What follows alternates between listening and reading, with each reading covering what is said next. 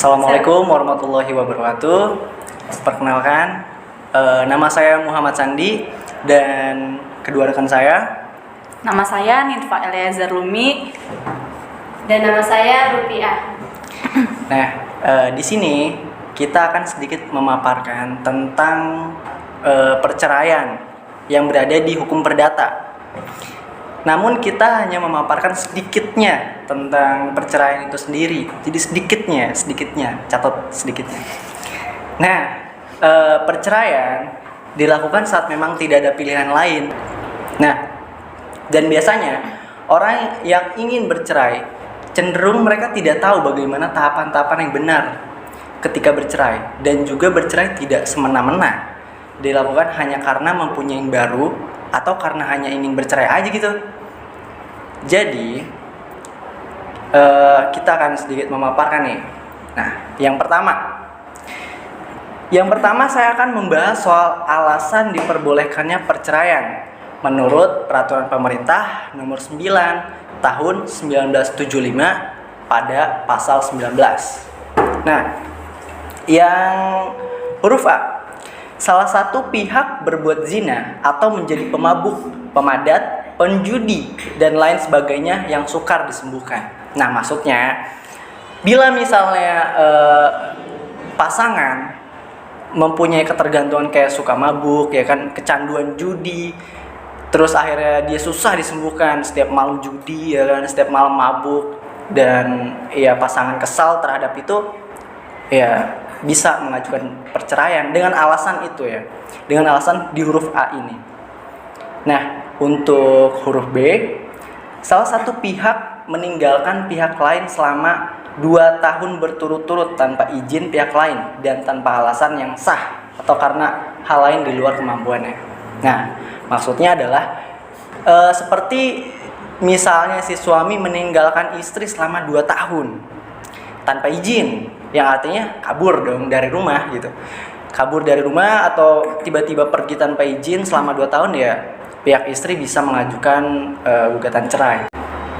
Nah, untuk huruf C, salah satu pihak mendapat hukuman penjara 5 tahun atau hukuman yang lebih berat setelah perkawinan berlangsung. Jadi, misalnya ambil contoh si suami lagi ya, biasanya karena suami nih yang ngelakuin nih. Kita ambil contoh si suami lagi. Misalnya si suami terjerat kasus pidana, misalnya seperti entah dia jadi terorisme, entah dia misalnya pengedar narkoba gitu kan. Terus misalnya dia dipenjara selama 5 tahun. Nah, pihak istri bisa menuntut menggugat cerai karena alasan ya si suami dipenjara gitu selama 5 tahun. Itu bisa.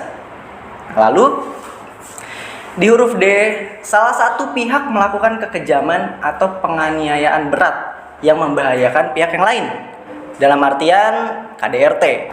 Lalu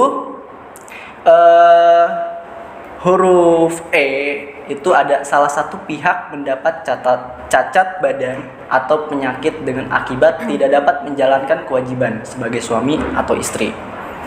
Jadi bila terdapat cacat badan, itu entah suami atau istri, itu bisa menggugat cerai. Nah, lalu terakhir huruf F, antara suami dan istri terus-menerus terjadi perselisihan dan pertengkaran dan tidak ada harapan akan hidup rukun lagi dalam rumah tangga. Ya, itu. Jadi pilihan terakhir. Misalnya setiap hari suami pulang kerja tiba-tiba dimarahin, istri mau ngapain tiba-tiba dimarahin, terus ya cekcok terus, akhirnya mengakibatkan pasangan yang tidak sehat gitu loh, hubungan yang tidak sehat. Setiap hari cekcok terus di rumah, akhirnya ya bisa digugat cerai gitu loh. Jadi mending pisah kalau seperti itu. Kasihan, apalagi kalau sudah punya anak gitu. Dia bisa dibilang nanti anaknya jadi broken home. Ya kasihan lah gitu, ya kan. Nah, selanjutnya akan dipaparkan oleh rekan saya.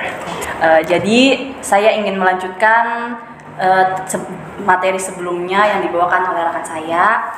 Jadi saya melanjutkan mengenai pengajuan ke pengadilan negeri ataupun pengadilan agama. Ketika ingin mengajukan perceraian ke pengadilan negeri ataupun agama, dua-duanya memiliki perbedaan. seperti pengadilan agama itu pihak suami bisa disebut sebagai pemohon. Alasannya karena adanya ikrar talak yang harus dilakukan oleh pihak suami. Sedangkan pada pengadilan negeri, baik pihak suami ataupun pihak istri itu sama-sama disebut penggugat karena tidak adanya ikrar talak yang dilakukan. Terus bukan begitu saja, karena selain harus mempunyai alasan yang kuat ketika ingin melakukan perceraian, kita juga harus mengetahui bahwasanya ketika suami hendak mengajukan gugatan perceraian kepada sang istri di pengadilan agama, si suami itu harus mengajukan gugatan perceraian di pengadilan agama tempat tinggal si istri. Lalu jika ingin mengajukan ke pengadilan negeri, misalnya suami ingin mengajukan perceraian kepada si istri ataupun sebaliknya, pihak yang ingin mengajukan itu wajib mengajukan ke tempat pihak yang tergugat. Itu udah ketentuan dari pihak pengadilan negeri. Bismillahirrahmanirrahim. Dalam Al-Quran surat Al-Baqarah ayat 186, Allah berfirman, A'udzubillahi minasyaitonirrajim. Bismillahirrahmanirrahim. Wa idza sa'alaka ibadi anni fa inni qarib ujibu da'wati da'i dadaan falyastajibu li la'allahum yarsyudun. Yang artinya itu Allah itu akan mengabulkan permohonan hambanya jika permohonan itu dia itu berdoa dengan yang baik dan yang benar. Jadi kesimpulan dalam surat ini, surat Al-Baqarah ayat 186 ini bisa diambil bahwa perceraian itu hendaknya tidak boleh dibuat main-main. Karena kenapa?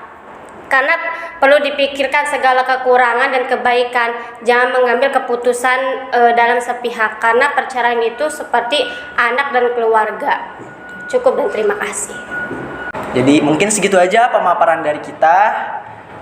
Saya pamit undur diri. Assalamualaikum warahmatullahi wabarakatuh.